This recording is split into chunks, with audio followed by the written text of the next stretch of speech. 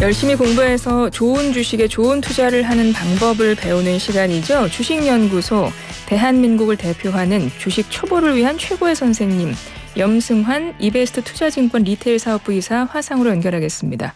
이사님 안녕하세요. 네, 안녕하세요. 네, 항상 수요일은 2부는 이사님이랑 함께 하잖아요. 그리고 이제 네. 1부 마무리는 저희가 퀴즈를 내드리거든요. 네. 이사님 혹시 퀴즈 들으셨나요? 좀 전에? 아니, 제가 지금 자료 보고 있는데 정신이 없어가지고 죄송합니다. 못 들었네요. 아닙니다. 제가. 뭐 앞으로도 좀 일부도 좀 경청해 네네, 주시기를 알겠습니다. 부탁드리면서 네. 오늘 순수 우리 기술로 만든 이 우주 발사체가 예. 저녁에 6시 24분에 발사되잖아요. 그거 네네. 관련해서 퀴즈를 드렸었어요. 네네. 그래서 순 우리말로 세상을 뜻하는 말인 이 발사체의 이름은 무엇일까요? 예. 1번 누리호, 2번 누구요? 예, 저희가 보기 두 개를 드렸는데 우리 청취자분들 또 유튜브 구독자분들께 이사님이 퀴즈 그 힌트 하나만 주세요. 이런 부탁 처음 드리는데 네, 오늘은 특별한 날이니까 네. 힌트 하나 주시죠. 약간 이제 좀 이 좋은 걸 좀 누려보자라는 그 어감이 있는 단어가 정답 아닌가. 아, 그렇군요. 라고 생각합니다. 예, 좋은 걸 누려보자. 이런 네. 어감이 있다. 1번 네. 누리호, 2번 누구요? 중에서 네. 우물정 0945번 50원의 유료 문자로 청취자 여러분 정답 보내주시면 되겠습니다. 힌트 잘 주시네요. 종종 제가 부탁드려야 되겠어요. 네네. 정답률이 확 올라갈 것 같아요. 네. 예. 그나저나 또 저희는 할 얘기가 많아서요. 네. 일단 오늘 뉴욕 증시 어떻게 마감됐는지 좀 이제 정리를 해주셔야 될 텐데 뭐 채무 불이행 디폴트 예상일이 6월 1일인데 이제 다음 주거든요. 세 번째 그 한도 협상도 지금 실패가 돼가지고 이게 혹시 네. 증시에 영향 미쳤을까 궁금하기도 하고 그렇거든요. 일단 사실 이제 그동안 좀 협상이 잘 안 됐잖아요, 몇 번. 네. 근데 그 과정에선 그렇게 증시에 영향을 크게 안 줬는데 이번에는 그래도 이제 약간 기대를 했던 게 지난주부터 계속 이제 조만간 합의한다라고 이렇게 미리 좀 입지를 해놨거든요. 메카시 하원의장이 네, 맞아요. 약간 이걸 좀 던져놨는데 뭐 아무것도 없는 거예요. 계속 생산적으로 논의했다 이렇게 얘기했던 것 같아요. 근데 네. 이제 결과물이 안 나오니까 이제 이번엔 좀 시장이 약간 실망은 한 것 같아요. 아, 그래요? 네, 자꾸 이제 된다고 하는데 안 되니까 그러다 보니까 이거 진짜 안 되면 어떡하지? 또 6월 1일로 지금 아예 그 미국 재무부 장관이 그 앨런 장관이 못을 박아버렸잖아요. 네. 그때까지 안 하면 안 된다.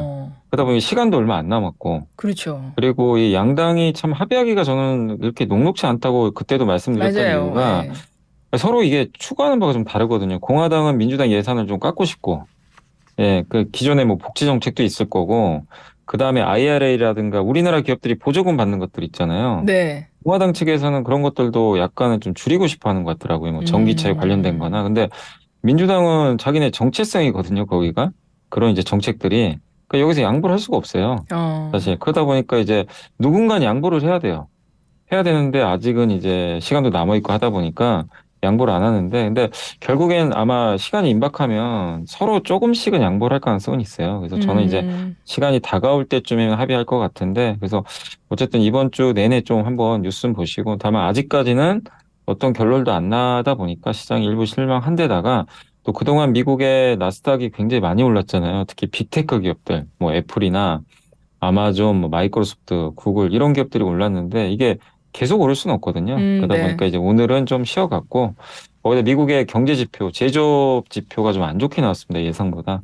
이런 것들이 약간 주가에 좀 부정적으로 작용하면서 나스닥 중심으로 오늘 빠졌다. 그래서 뭐가 뭐 큰 문제가 발생했다. 이제 큰일 났다. 이게 아니고 시장이 조금 저는 쉬어갈 수 있는 자리에서 약간의 악재들이 증시에 부담이 됐다라고 좀 말씀을 드리겠습니다. 뉴욕 증시 뭐 전반적으로 좀 하락했나 봐요. 그러면? 네, 오늘 그래서 좀 뉴욕 증시가 나스닥이 한 1% 이상 하락세 좀 보였고 주로 거의 빅테크가 좀 안 좋았어요. 뭐 엔비디아, 그래요? 뭐 램리서치 같은 반도체도 좀 안 좋았고 알파벳, 마이크로소프트, 뭐 애플 같은 기업들 큰 기업들이 오늘은 그러니까 그동안 좀 시장 주도했던 업종들이죠. 네. 여기 좀 약간의 조정을 보이면서 나스닥이 조금 더 부진했다라고 말씀을 드리겠습니다. 그렇군요. 지금 뉴욕 증시가 좀 부진한 모습을 보였는데 투자자들은 뭐 디폴트 지금 채무 협상하는 그 내용도 이제 보겠지만 기준금리도 주목을 하잖아요, 항상. 네. 근데 요즘에 보니까 연준 관리들이 추가 금리 인상할 수도 있다 이렇게 약간 시사하는 발언을 좀 하고 있나 봐요. 네, 뭐 네. 제임스 블라드 총재는 뭐 2번 더 올려야 된다, 뭐 이런 아, 식으로 발언하는데 근데 시장이 저 발언에 별로 주목을 안 해요. 아 왜냐하면 그래요? 투표권이 일단 없어요. 뭐가 제임스 블라드 없다고? 총재 아 투표권이 그래요? 없습니다, 올해는. 아, 그래서 이제 영향을 주기가 어렵고, 근데 제임스 블라드 총재가 굉장히 주목받았던 건 작년부터 계속 금리 더 올려야 된다, 계속 외쳤죠. 연준 의장과 좀 음, 반대로. 이분은 근데 좀 블라드, 강경한 그런 분이군요. 예, 근데 매파적인 분이군요. 맞습니다. 근데 이분 의견대로 돼버린 거예요, 아 결론은. 그래요? 그러니까 이제 굉장히 주목을 많이 받았고, 그래서 저분 의견이 나올 때마다 시장이 출렁했거든요. 근데 음, 요즘에는 여전히 센 발언을 해요, 지금도. 근데 증시가 전혀 반응을 안 하고 있습니다. 예, 그만큼 음, 이 두 가지 측면이죠. 이제 투표권이 없는 것도 있고, 시장이 이제 금리 이슈에서는 크게 영향을 안 받아요. 아 그래요? 왜냐면 이제 물가 이미 꺾이고 있고, 음, 거기다가 미국 경제가 지금 뭐 좋다 나쁘다 얘기는 있는데, 그렇다고 좋다고 보는 분은 없잖아요, 많이.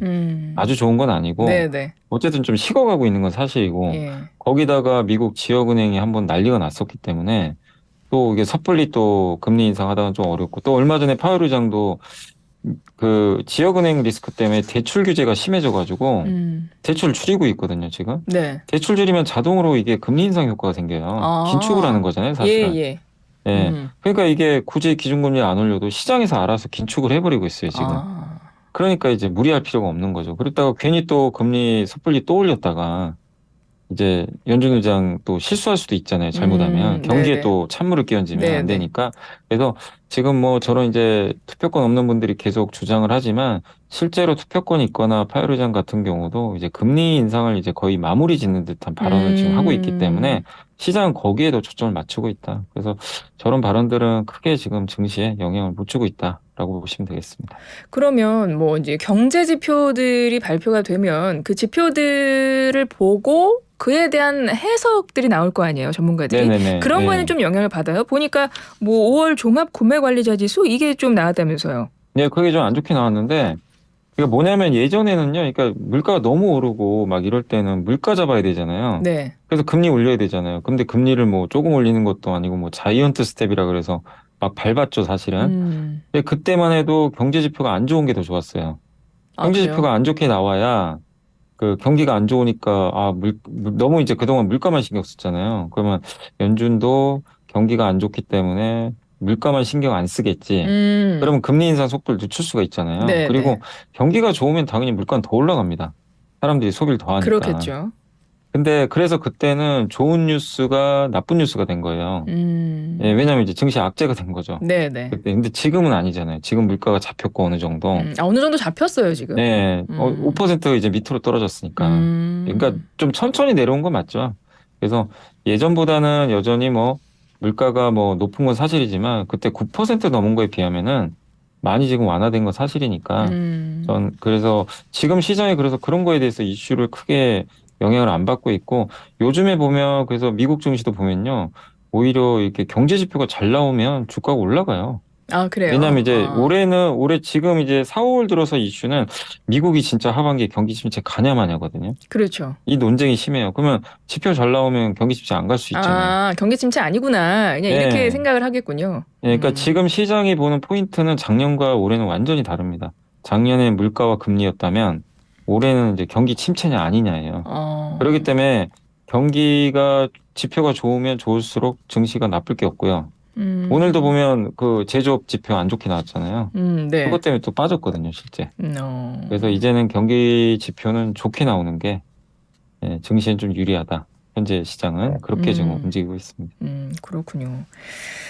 이제 개별 종목별로 좀 보겠습니다. 아까 잠깐 이야기하셨는데 지방 은행들 그 은행주들이 상승 흐름을 보이고 있다고 하던데 좀 네, 기사를 보다 보니까 패그웨스트 뱅코프라는 은행 이 주가가 어젠가요? 엄청 급등하고 뭐 계속 상승세 보이고 이러고 있대요. 근데 네, 여기가 네, 예, 지역은행이라고 하던데 여기 네. 갑자기 왜 이렇게 많이 오른 거예요?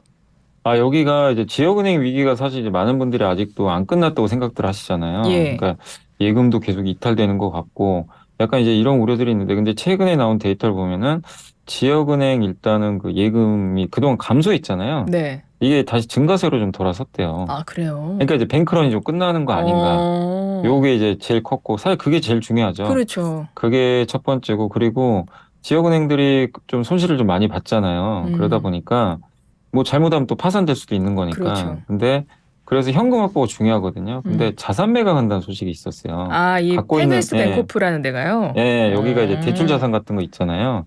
이런 거를 뭐 저기 자산운용사나 이런 데 좀 매각할 음, 수도 있다. 그럼 이제 현금 들어오겠죠. 그렇죠. 그럼 적어도 파산은 안 당하니까. 아, 그래서 이제 이틀 연속 이게 좀 반영이 됐고, 그러다 보니까 다른 이제 지역은행까지 같이 올라가는, 예, 이런 좀 흐름이 나왔습니다. 그래서 지역은행 리스크는 확실히 조금 이제 진짜 그 저번에 한번 파산까지 좀 몇 개 은행들이 네, 네. 있었지만 그걸 마지막으로 해서 최근에는 오히려 이제 은행주들, 특히 지역은행들 주가가 좀 올라가는 이런 흐름이 나오고 있어서 이 부분만큼은 일단 시장에는 굉장히 긍정적이다라고 봐야 될 것 같습니다. 그러면 은행권 위기는 이제 어느 정도 좀 안정을 좀 잡았다 이렇게 생각해도 되겠네요. 네, 어느 정도 좀 안정세 음, 잡은 것 같고요. 그리고 파산 가능성도 좀 약간은 낮아진 것 같고, 근데 모르죠. 또 뭐 갑자기 사람들이 돈 빼버리면 뭐 그렇긴 하죠. 제일 리스크는 그거예요. 돈 빼는 게 음, 리스크거든요. 근데 사람들의 심리가 중요합니다. 그래서 근데 만약에 저런 뉴스들 나오고, 지역은행들 이제 주가 올라가서 이게 마무리된다. 근데 만약에 제가 예금주인데 팩웨스트 뱅코프의 예금주인데 돈 뺄 거 고민했는데 주가도 살아나고, 저렇게 현금도 확보한다고? 그럼 망하진 않겠네? 예. 이런 생각이 들면 돈을 안 빼버릴 수도 있단 말이에요. 그러니까요. 예. 그래서 이게 주가 되게 중요합니다. 지금 지역은행은 어, 주가도 상당히 중요해요. 그러네요. 그렇겠네요. 예, 이 예금주들이 이탈해 버릴 수도 있거든요. 진짜 망할까 봐. 음, 그래서 이 주가 흐름이 중요한데 이렇게 주가들이 올라가면요.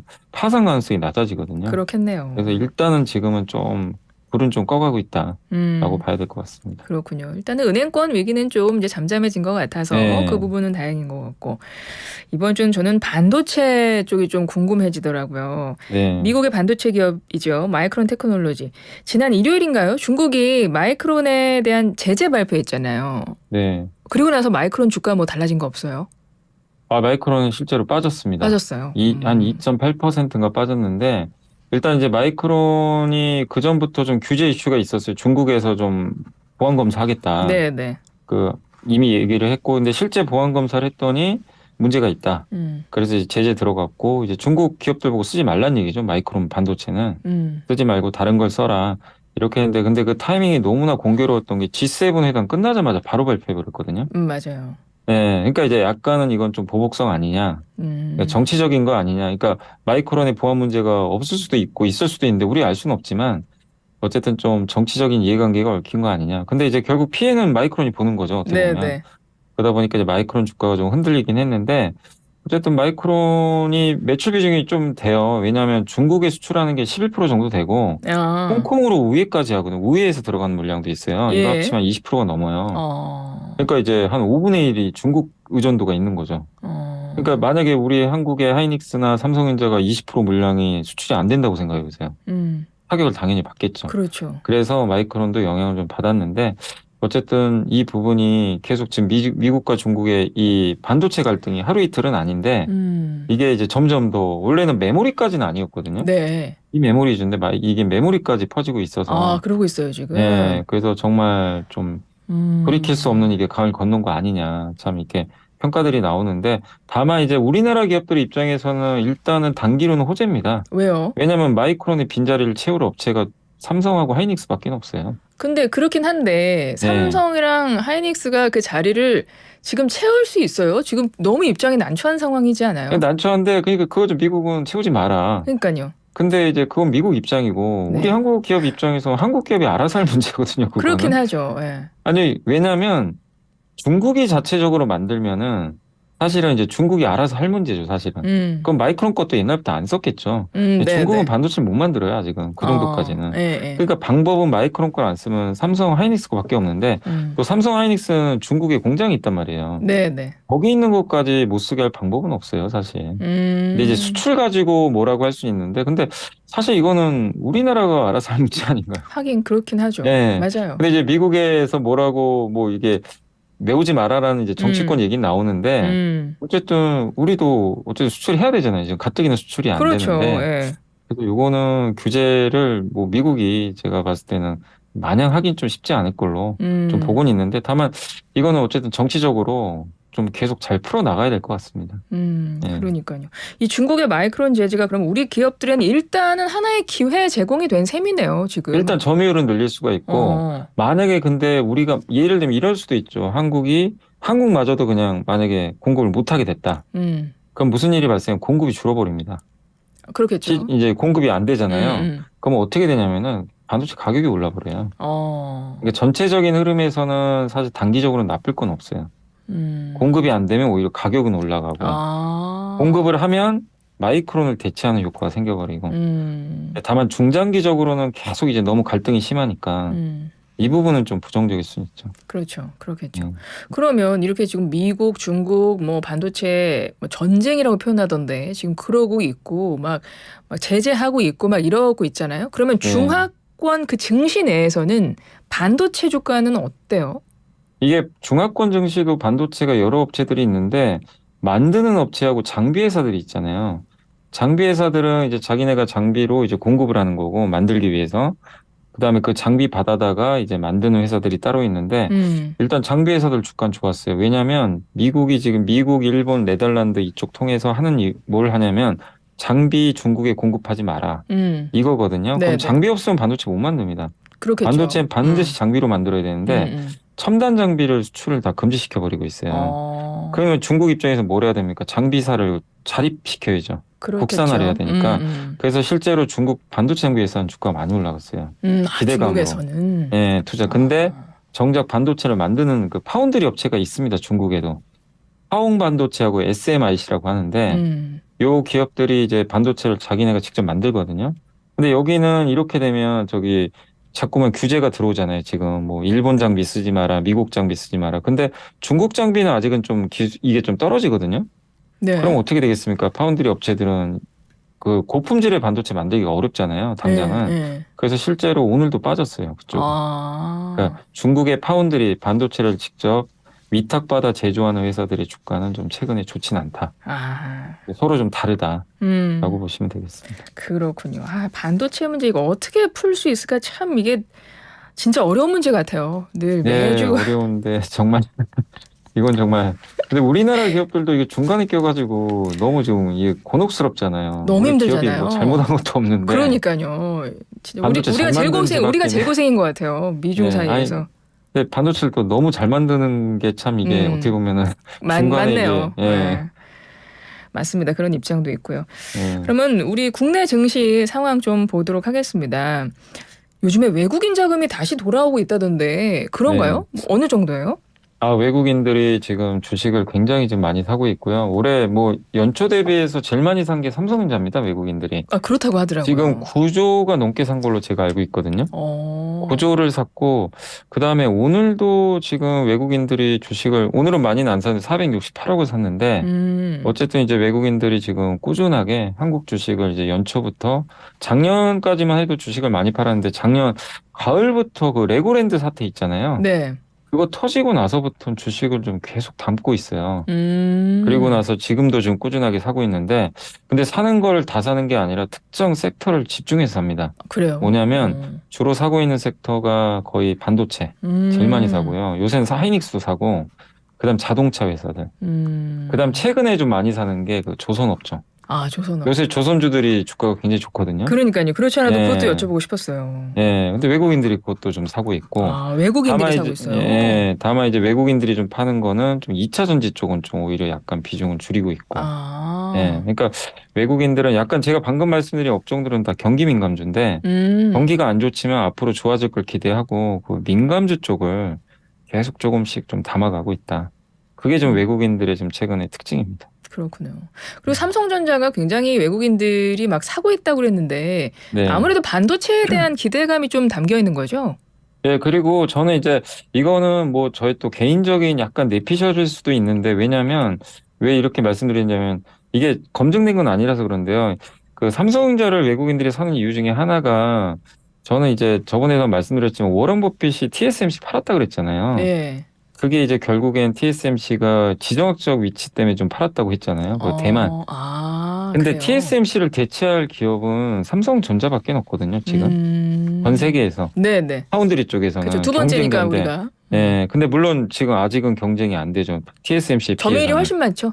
예. TSMC가. 근데 삼성이 이제 많이 쫓아가고는 있고요. 기술력도 네네. 수율도 올라가고 고객사 좀 늘어나는데 뭐냐면 저게 워런 버핏만의 생각은 아닐 거 아닙니까? 그렇겠네요. 워런 버핏이 저렇게 생각할 정도면 미국계 펀드들은 무슨 생각을 하고 있을까요? TSMC에 대해서 비슷한 생각을 할 수가 있거든요. 그렇군요. 그럼 삼성이 점유율만 더 높여간다면 선택지가 TSMC만 있는 게 아니라 이제 삼성 쪽으로도 그러니까 이런 좀 지정학적인 그 대만과 이런 갈등들이 오히려 삼성을 좀 오히려 또 선택하게 만드는 외국인들 입장에서 메모리만이 아니라 비메모리까지 네네. 그럴 가능성도 전 좀 조금 있지 않나. 그래서 좀 이렇게 왜 이 말씀을 드리냐면요. 하이닉스는 그렇게 많이 안 샀거든요. 아, 올해 그래요? 들어서. 근데 삼성전자는 정말 많이 샀어요. 아. 왜냐하면 둘 다 똑같은 메모리인데 한쪽은 너무 적게 사고 한쪽은 너무 많이 산 거죠. 그러니까 이 차이는 좀 그런 부분도 좀 저는 좀 개인적으로 있지 않나 이렇게 좀 생각은 하고 있습니다. 그렇군요. 조금 전에 우리 이사님이랑 이야기를 나누는 중에 속보가 하나 나왔는데요.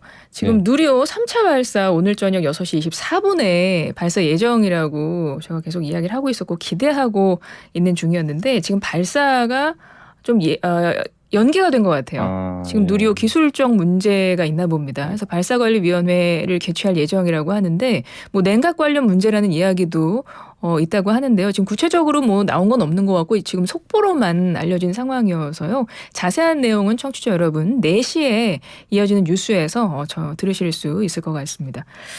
그렇군요. 아까 순조롭게 잘 진행되는 것 같았는데 좀 네. 발사가 연기됐네요. 좀 아쉽긴 하지만 만약에 뭐 이런 결함 문제가 있으면 좀 해결하고 또 제대로 발사할 수 있는 날 잘 하는 게 또 좋기는 하지요. 그죠. 이게 한번 발사했다가 또 실패하는 것보다는 그렇죠. 완벽하게 그럼요. 하는 게 훨씬 낫죠, 당연히. 맞습니다. 예, 조선주 이야기 조금 더 이어갈게요. 조선주가 강세고 앞으로도 전망이 좋은 것 같아요. 그렇죠?